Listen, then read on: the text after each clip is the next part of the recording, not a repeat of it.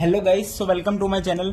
तो भाई आज की वीडियो में अपन करने वाले part number 4 probability class 11th maths NCERT से। तो भाई इसके अंदर क्या करेंगे, अपने एग्जांपल्स करेंगे 4, 5, 6, 7, 8। अब कहोगे सर जी ये समझा तो दो कि एक्सरसाइज 14.1 के बाद आएगा क्या। भाई कुछ भी नहीं आना, प्रोबेबिलिटी का आपको सब पता है। किसी भी इवेंट की प्रोबेबिलिटी 0 से 1 के बीच होती है। 1 कब होती है श्योर इवेंट, 0 कब होती है इम्पॉसिबल इवेंट। यानी प्रोबेबिलिटी की जो बेसिक बातें हैं वो सब यूज होंगी और बस उसी के बेस पर आपकी एक्सरसाइज 14.2 है। एंड देन आपका चैप्टर क्या है, फिनिश हो जाएगा। मिसलेनियस एग्जाम्पल आएंगे एंड मिसलेनियस एक्सरसाइज आएगी। ओके, तो फटाफट इस वीडियो को शेयर कर दीजिए अपने फ्रेंड्स के साथ। सभी को बोल दीजिए कि प्रोबेबिलिटी चैप्टर चल रहा है भाई, लास्ट चैप्टर है क्लास 11th का। क्लास 11th खत्म हो जाएगी, उसके बाद अपन क्लास 12th के अंदर आ जाएंगे। 11th हम पास कर चुके होंगे अच्छे मार्क्स से। तो एग्जाम्पल नंबर 4 देखते हैं क्या कह रहा है। सैंपल स्पेस में W1, W2 up to W6 दे रखे हैं। तो which of the following assignments of probability to each outcome are valid. तो वैलिड बताने कौन कौन सा है। अब देखो फर्स्ट पार्ट में सभी इवेंट की जो प्रोबेबिलिटी है वो क्या दे दी, 1/6, 1/6, 1/6, 1/6, 1/6, 1/6। अब 6 है इवेंट, सभी की 1/6 होगी। तो प्रोबेबिलिटी का सभी का सम कितना आ रहा है, 1 आ रहा है। इट मीन्स ये चीज तो करेक्ट है, 1 ही आना चाहिए सम। और एक मैंने अभी बात बताई थी कि प्रोबेबिलिटी होती है 0 से 1। क्या 1/6 0 और 1 के बीच में है? बिल्कुल है। तो ए वाला क्या है, वैलिड है। सेकंड देखो 1 और सबकी प्रोबेबिलिटी 0 है, तो सम तो 1 है ही, कोई दिक्कत नहीं है, बढ़िया बात है। और हर एक की प्रोबेबिलिटी 0 और 1 के बीच में ही है, 0 भी हो सकती है 1 भी हो सकती है, तो ये भी वैलिड हो गया। अब सी वाला देखो, इसके अंदर आपको कहीं माइनस दिख रहा होगा, माइनस दे दी प्रोबेबिलिटी, किसी की भी प्रोबेबिलिटी माइनस हो ही नहीं सकती, तो ये इनवैलिड हो गया। सिमिलरली फोर्थ वाला देखो 3/2, 1.5, 1 से ज्यादा दिखा दी प्रोबेबिलिटी किसी इवेंट की, तो ये भी नॉट वैलिड। अब लास्ट वाला देखो 0.1, 0.2, 0.3, 0.4, 0.5, 0.6, सारे 0 और 1 के बीच है, कोई दिक्कत नहीं। सबका सम करके देखो, इसका जब सम करोगे ये क्या आएगा, 1.1 आ जाएगा। 1 से ज्यादा होगी ना प्रोबेबिलिटी का सम, और वो 1 होना चाहिए, लेकिन तो ये भी कैसा हो गया, इनवैलिड हो गया। अब चलते हैं नेक्स्ट एग्जाम्पल पे। एग्जाम्पल नंबर 5 देखते हैं क्या कह रहा है। एग्जाम्पल नंबर 5 देखो, 1 card is drawn from A well shuffle deck of 52 cards, each outcome is equally like. It means सारे कार्ड्स क्या है, इक्वल है, कोई बायसनेस नहीं है यहाँ पे। तो बस सिंपल प्रोबेबिलिटी निकालनी है। अब जो पूछ रहा है वो निकालते रहो कि प्रोबेबिलिटी बताओ कि एक कार्ड देखो ड्रॉ किया है, तो ये बताओ प्रोबेबिलिटी कि वो डायमंड का है, नोट एंड एस, तो ये सब निकालना है। तो मैं आपको रिमेंबर करा देता हूँ। 52 डेक ऑफ कार्ड, 13 एंड 13, ये रेड, ये भी रेड, ये ब्लैक, ये भी ब्लैक। रेड वाले कौन कौन से होते हैं, एक होता है हार्ट, एक होता है डायमंड, और ब्लैक वाले कौन कौन से होते हैं, क्लब एंड स्पेड। 13 के 13 होते हैं। तो 1 वाले का नाम होता है एस, 2 से 10 तक काउंटिंग, फिर जैक, क्वीन एंड किंग। ये तीनों क्या होते हैं, फेस कार्ड्स होते हैं। सभी सेट के अंदर सेम यही होते हैं, इस सेट के अंदर भी, इसके अंदर भी, इसके अंदर भी। अब क्वेश्चन में कह रहा है फर्स्ट पार्ट में कि जो कार्ड है वो डायमंड निकले। अब डायमंड के कितने कार्ड है फेवरेबल, 13, टोटल 52, 13/52, यानी प्रोबेबिलिटी क्या आ गई, 1/4 आ गई। प्रोबेबिलिटी का फॉर्मूला क्या होता है, फेवरेबल अपॉन टोटल। सेकंड में कह रहे हैं नोट एन एस, एस नहीं चाहिए। एस कितना है, एक एस इसमें है, एक इसमें, एक इसमें, एक इसमें, 4 एस है।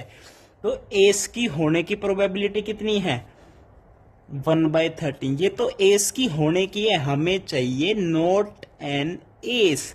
तो बस 1 में से 1/13 माइनस कर दो, तो 12/13 इसकी क्या आ जाएगी, प्रोबेबिलिटी आ जाएगी। थर्ड में देखिए क्या कह रहे हैं, थर्ड में कह रहे हैं ए ब्लैक कार्ड। अब ब्लैक कार्ड चाहिए, या तो क्लब भी हो सकता है, स्पेड भी हो सकता है, तो बस सिंपल है। ब्लैक कार्ड टोटल कितने हैं, 13 + 13 26, टोटल 52 है। 26/52 1/2 आपकी क्या आ जाएगी, प्रोबेबिलिटी आ जाएगी इस इवेंट की।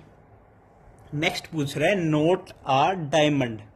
डायमंड नहीं होना चाहिए, तो डायमंड है कितने, 13, 13/52, 1/4 तो होने की प्रोबेबिलिटी है। हमें चाहिए नोट ए डायमंड। अब डायमंड ही नहीं चाहिए तो 1 में से माइनस कर दो इसकी प्रोबेबिलिटी को, 3/4 इसकी क्या आ जाएगी, प्रोबेबिलिटी आ जाएगी। लास्ट पार्ट देखते हैं इस क्वेश्चन का, नोट अ ब्लैक कार्ड। अब ब्लैक कार्ड नहीं होना चाहिए, इसका मतलब रेड कार्ड होना चाहिए, और रेड और ब्लैक दोनों हाफ हाफ है, तो प्रोबेबिलिटी कितनी आ जाएगी, 1/2 आ जाएगी। अब इस 1/2 को किसी तरीके से बोल सकते हो कि ये ब्लैक होने की प्रोबेबिलिटी है, ब्लैक नहीं होने की प्रोबेबिलिटी है, ये रेड की प्रोबेबिलिटी है, ये रेड नहीं होने की प्रोबेबिलिटी है। आगे समझ में। ये क्वेश्चन कौन सा था आपका, एग्जाम्पल नंबर 5 था। अब चलते हैं एग्जाम्पल नंबर 6 पे। एक बैग दे दिया, 9 डिस्क है टोटल, 4 रेड, 3 ब्लू, 2 येलो। अब सिमिलर शेप की, सिमिलर साइज की है, एक डिस्क निकाली रैंडमली, तो प्रोबेबिलिटी पूछ रहा है, कोई दिक्कत नहीं है, तो बैग ही बना लेते हैं हम। क्या क्या कह रहा है, 4 रेड है, 3 ब्लू है, 2 येलो है, टोटल कितनी है, 9 है। तो फर्स्ट में प्रोबेबिलिटी पूछ रहा है कि जो डिस्क है वो रेड कलर की हो, तो रेड कितने हैं, 4, टोटल कितने, 9, तो आंसर 4/9। अब सेकंड देखो, सेकंड कह रहा है येलो कलर की हो, तो कितना, 2/9। थर्ड वाले केस में बताऊं क्या कह रहा है कि वो ब्लू की हो, तो 3/9। इसको सोल्व कर सकते हैं, 1/3 इसका क्या आ जाएगा, प्रोबेबिलिटी आ जाएगी। फोर्थ पार्ट में कह रहा है कि ब्लू नहीं होनी चाहिए। अब ब्लू नहीं होनी चाहिए तो ब्लू होने की कितनी है, 1/3, तो नहीं होने की कितनी होगी, 1 - 1/3, तो इसका आंसर आ जाएगा 2/3। फिफ्थ पार्ट में कह रहा है कि आइदर रेड और ब्लू, यानी रेड भी चल सकती है, ब्लू भी चल सकती है, तो रेड की प्रोबेबिलिटी कितनी है, 4/9, ब्लू की प्रोबेबिलिटी है 1/3, यानी 3/9 बोल सकते हैं। तो दोनों को ऐड कर दो तो 7/9 इसकी क्या आ जाएगी, प्रोबेबिलिटी आ जाएगी। ये हो गया आपका एग्जाम्पल नंबर 6। अब चलते हैं एग्जाम्पल नंबर 7 पे। इसमें क्या कह रहा है, देखो, 2 students Anil and Ashima appeared in an examination. Probability that Anil will qualify the exam is this. Ashima qualify करेगी तो ये probability है, ओके। तो probability बताओ that both will qualify the examination is इतनी। अच्छा, दोनों क्वालिफाई करे उसकी probability ये है, तो find the probability that both Anil and Asima will not qualify the examination. अब देखो, दोनों क्वालिफाई कर रहे हैं उसकी प्रोबेबिलिटी 0.02 है, दोनों नहीं करेगी उसकी प्रोबेबिलिटी कितनी होगी, 1 - 0.02, तो 0 पॉइंट कितना आएगा, 98। 1 - 0.02 करोगे तो कितना आएगा, 0.98 ही तो आएगा। हाँ जी, तो दोनों क्वालिफाई नहीं करेंगे उसकी प्रोबेबिलिटी आ गई 0.98। अब सेकंड देखो, at least one of them will not qualify the examination. अब at least one of them will not qualify का मतलब है कि एट लीस्ट एक करेगा, समझ आई। देखो, एट लीस्ट एक क्वालिफाई ना करे, इसका मतलब है मान लो क्वालिफाई नॉट क्वालिफाई, एक ने नहीं किया, प्लस हो सकता है मान लो ये Q1 है, ये Q2 है, मान लो Q1 फेल हो गया, Q2 पास हो गया, या फिर कह रहा कम से कम एक ना करे, दोनों फेल हो जाएंगे तो भी कोई दिक्कत नहीं है, यानी Q1 भी फेल, Q2 भी फेल। अब देखो, Q1 के पास होने की प्रोबेबिलिटी कितनी है, 0.05 मल्टीप्लाई बाय Q2 के फेल होने की, पास होने की 0.1 है तो फेल होने की 0.9 है, प्लस Q1 के फेल होने की 1 - 0.05 तो 0.95 आएगी, Q2 के पास होने की 0.1 है, प्लस दोनों फेल हो जाए उसकी प्रोबेबिलिटी अभी निकाली थी 0.98। तो ये वो प्रोबेबिलिटी है कि eight least one of them will not qualify. Third part में क्या कह रहा है, only one of them will qualify the exam, यानी ओनली वन ऑफ देम, या तो अनिल कर जाए या आशिमा कर जाए। तो हो सकता है कि अनिल कर गया, आशिमा फेल हो गई, या फिर अनिल फेल हो गया, आशिमा पास हो गई, बस ये इसकी क्या हो जाएगी, प्रोबेबिलिटी हो जाएगी। ओके, अब चलते हैं लास्ट एग्जाम्पल पे, एग्जाम्पल नंबर 8। एग्जाम्पल नंबर 8 क्या कह रहे हैं, देखो, a committee of 2 person is selected from 2 man and 2 women. 2 person की कमिटी सेलेक्ट करनी है। प्रोबेबिलिटी बताओ कि committee will have no man, 1 man और 2 मैन। बहुत बढ़िया। हमारे पास क्या है,